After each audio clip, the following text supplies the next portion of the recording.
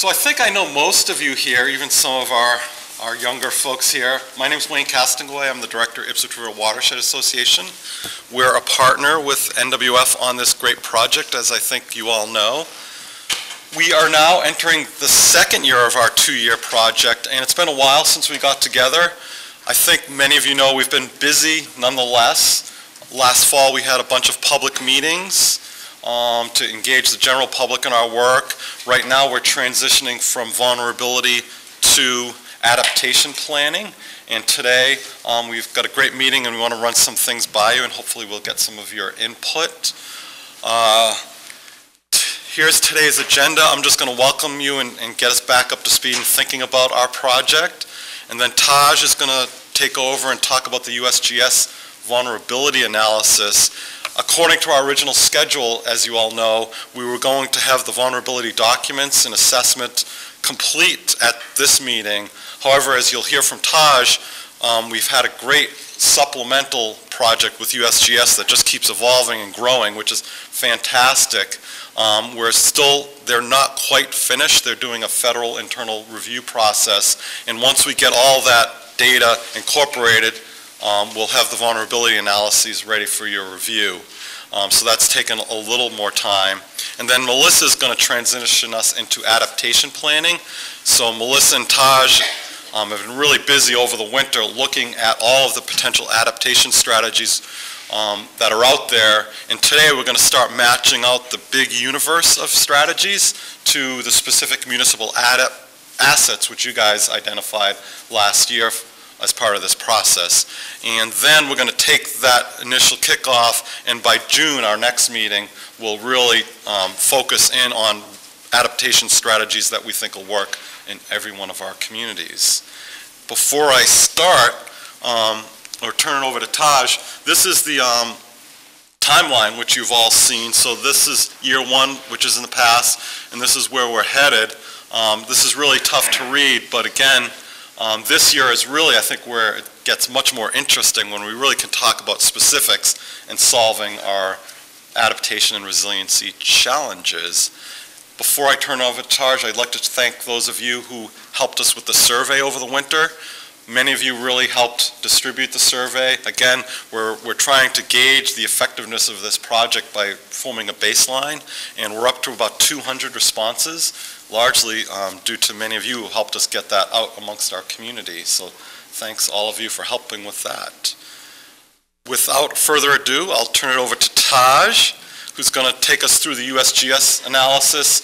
And I want to put in one more plug. I know many of you have been on our monthly calls. This project really keeps going with our monthly conference calls. And for those of you who've been religious on those calls, you've heard a lot of this. But Taj is just going to give us an overview. And I just really want to encourage you guys to participate in those monthly calls, because that's what's really keeping our project moving ahead. I'll turn it over to Melissa. So this was going over the vulnerability. And so now Melissa is going to talk about what we can do to start reducing the vulnerability and adapting to these threats. Okay, so switching gears here to turn our focus to adaptation planning, we're just going to do a quick walkthrough through the process for identifying and selecting adaptation strategies and how this will eventually evolve through the coming year into the final product for this project. Then highlight the work that's been accomplished to date, and then we're quickly going to transition into a review of the 4 representative adaptation strategies, which we have so far identified, those being natural solutions, nature-based and or hybrid strategies, gray infrastructure, and policy strategies. And then we're going to quickly take a break. I'll provide a nice introduction into the breakout groups, and then the break, and then we'll break into the groups. So the process for identifying and selecting adaptation strategies begins with summarizing a full array of adaptation strategies and starting to assign a list of potential strategies to each of the vulnerable assets that have been identified in your communities. Then with the process starting today, we're going to begin expanding this list and trying to refine it.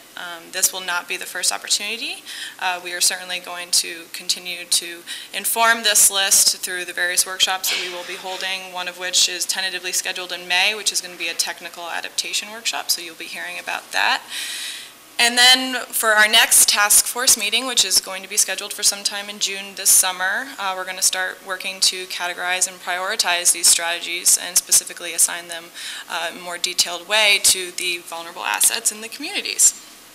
All of this information is going to be incorporated into a detailed adaptation strategy summary, followed by a draft implementation roadmap, and then ultimately the final product, which is the climate adaptation plan.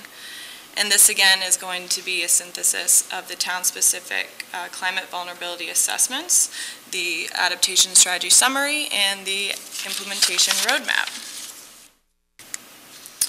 So far to date, we have reviewed over 50 documents, and from those documents have identified a full array of adaptation strategies and have begun to assign those strategies, again, a straw man list of strategies to the vulnerable assets that have been identified in your communities. It's also worth noting that NWF is currently engaged in a project with the Mid-Atlantic Regional Council on the Ocean, where we've recently completed over 100 interviews with a variety of experts and practitioners who are currently engaged in the planning and implementation of natural and nature-based features for coastal resiliency.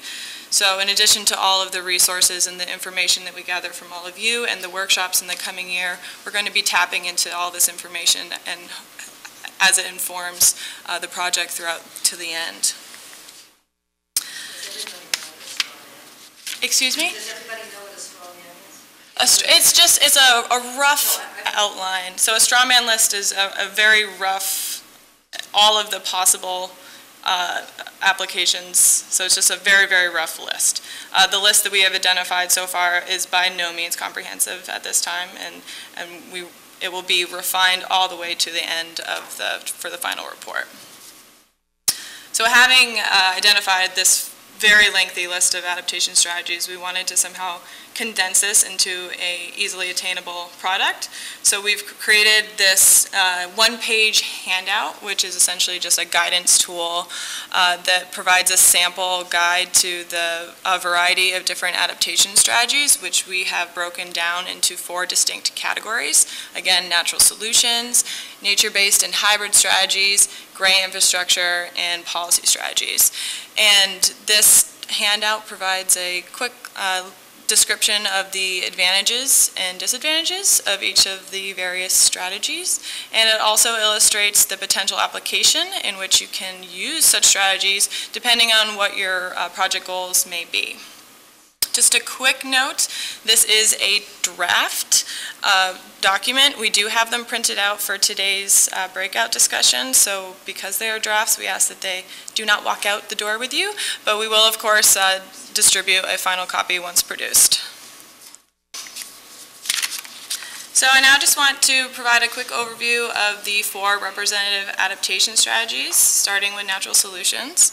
Natural solutions are essentially the use of pre-existing natural features. So we're talking dunes, beaches, salt marshes, and natural features, of course, naturally evolve and adapt over time as different natural processes work upon them. And sometimes in order to enhance the health and function of these natural features, natural solutions can also incorporate specific strategies and techniques such as invasive species removal or planting vegetation along dunes. Natural solutions also, they provide a multitude of co-benefits from flood resiliency, wave attenuation, water quality, erosion control, and they also simultaneously provide valuable habitat for wildlife, and they're beautiful. Because they evolve and adapt over time, they have the potential to offer more resilient long-term protection. And they're also very cost-effective, especially when you take into account all of the co-benefits that can be achieved. Potential weaknesses for natural solutions are very site-specific. Depending on the characteristics and the processes that may be acting in a specific site, natural solutions may not be as achievable or may not provide a protection that you really, really need in that area. And they also take some time to establish. For example, following a really destructive storm, a revegetation in natural conditions along a dune can sometimes take up to 10 years without any help. And they require space. The larger, more intact space you have for natural solutions, the better. And really the holy grail is the extent to which you're able to conserve or enhance continuity from coastal habitats to upland habitats. That's the one. And in contrast to natural solutions, nature-based and hybrid strategies are designed, they incorporate human design, they're engineered, and they're constructed in order to provide services like coastal risk reduction and also other ecosystem services. So they essentially, it's biomimicry. They're designed to mimic natural features. They provide a multitude of co-benefits just as well. And some examples of nature-based strategies include the creation of barrier beaches or the creation of oyster reefs. This can also include the use of synthetic materials like coir logs to provide stabilization for dunes and shorelines. And in that case, nature-based solutions can also often be a hybrid of natural and nature-based features, where natural materials and non-natural materials like concrete or mesh are used to, again, provide similar ecosystem services that a natural feature may provide. Can you say more about rock sills? Like how is that natural? So in the case of rock sills, they may not have naturally already occurred there. And so for a natural solution, it is recognizing that a rock sill that may have not already naturally been deposited there would be very helpful in this specific area. Does that answer your question? How is that different than a rock wall? So I'll mention this in the next slide, but the concept of natural solutions are that they incorporate natural features, so they work in tandem with the natural system. Whereas gray infrastructure is completely structure dependent and doesn't necessarily incorporate any natural or living features. So can you describe how that incorporates a natural? You can see the grass growing right along. So this is designed to act as a toe to hold the soil behind it and the vegetation behind it so it doesn't just erode. But gray infrastructure might be just a wall right there that will increase erosion, not reduce erosion. Chris? Well, I was just going to add there are a lot of different designs for sills. You know, there can be a log sill, there can be a rock sill, and the amount of slope or grade of the shoreline plays a big role in the type of how that shoreline is engineered. And so I think in this case, like Taj was saying, it's more of a shoreline stabilization and wave reduction. And the term sill, just what is it? What does that represent? I think, I'm not an engineer, perhaps. I think what it refers to is that, sort of a raised area that's sort of that barrier. So made of a lot of different things, but it basically brings the energy as the energy comes in so that the salt marsh has a better chance of establishing there. Typically, it's designed at low elevation, so it will be overtopped at high tide. Thank you. So as I briefly mentioned, also one of the potential strengths are that they provide new habitat where it did not already exist. For example, when you're creating a oyster or shellfish reef as a living breakwater.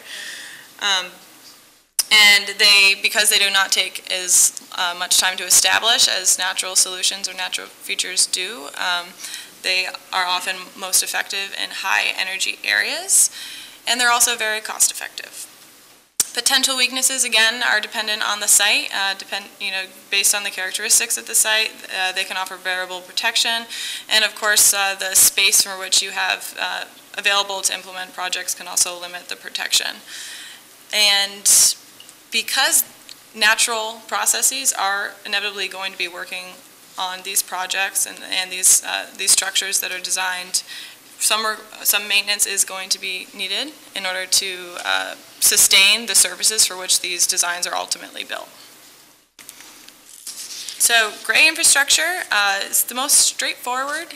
It's often referred to as the traditional method for for providing coastal risk reduction. They do not incorporate any natural or living components. I mean, they're very, very, very structure dependent designs.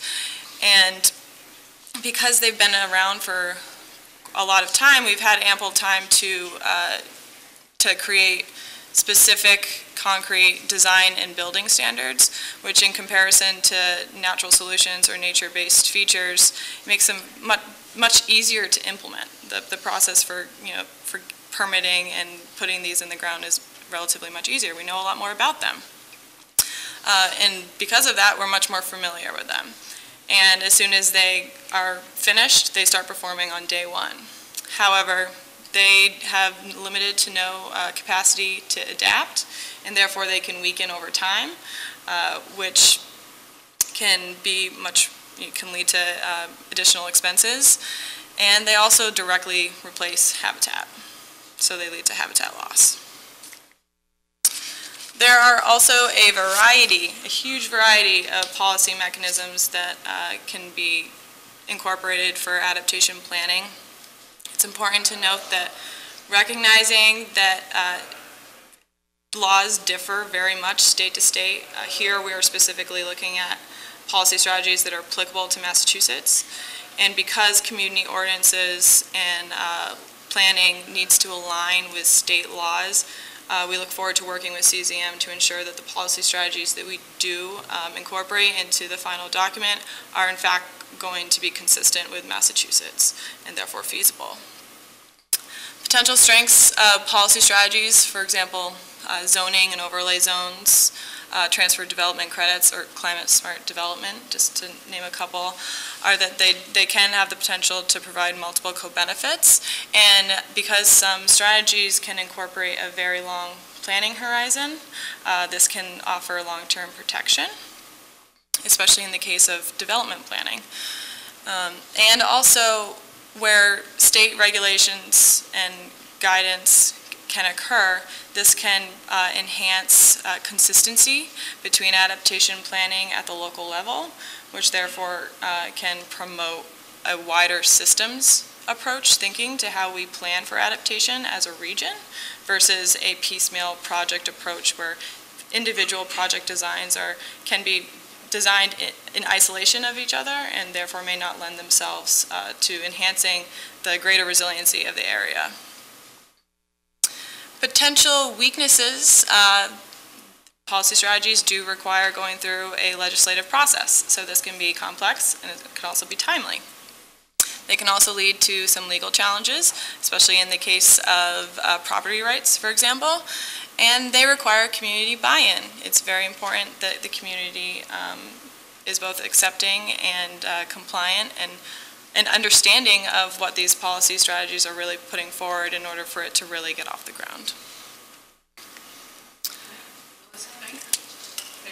Yeah, please. I just want to sort of point out as you're going through looking at your adaptation strategies, in terms like weakness or disadvantages are on this sheet, isn't necessarily the right word. It might be more like challenge, because in some cases, for example, with policy and changing zoning, it's definitely true that you could have a legal challenge or that it would be hard, a challenge to get through, but it doesn't mean it's not what we want to do. Right. So a legal challenge can result in a positive legal decision that actually strengthens your policy. So some of these, as you're looking at, it's not necessarily a disadvantage, but it is a challenge. It's something that you need to weigh when you're thinking about what to do.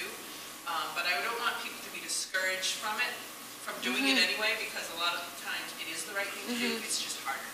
So just maybe thinking about the language when we're talking to people about it might be a good idea. That's an awesome recommendation. Thank you so much.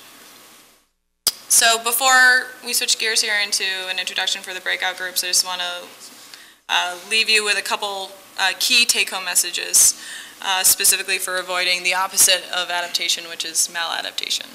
The first being that there is no silver bullet.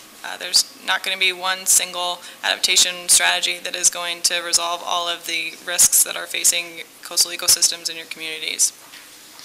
And as I mentioned, adaptation planning is incredibly site-specific. It's very important to have a thorough understanding of the natural and human processes that are acting within a site in order to determine what adaptation planning strategies are going to be the most effective when and where, and for how long.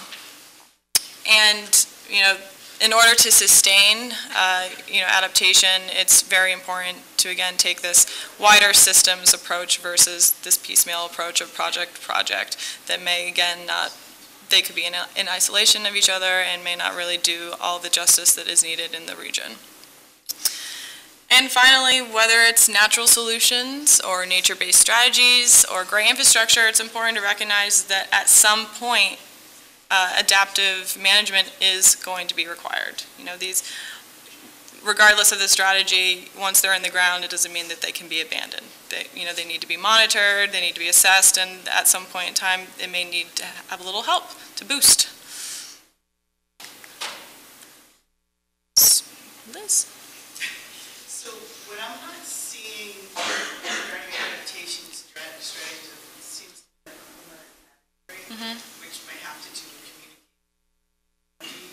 For example, it would be great to have, say, cameras in certain locations so that it's easy for people. Main Street's flooded or Jeffrey Road is flooded, so I need to take an alternate route. So that it seems like there's a whole nother level of communication and technology that would support these towns being more like outreach strategies. Yeah. I think that's a fantastic point. Kind of, we were chatting about that yesterday as well, and maybe that can go into the category of like intentional monitoring. If there's a particular area or a particular asset where a decision can't be made immediately, monitoring it, either visually or having particular components that you're looking at can really help decision making down the road. We have a category that's called social adaptation. Yeah. Yeah, under social adaptation and getting community buy-in, we talked about that. You do have growths cut off or I wasn't clear about the 40%. Is that downtown? Or are they scattered? I think as a community buy-in is so important. How do we shape the message in a way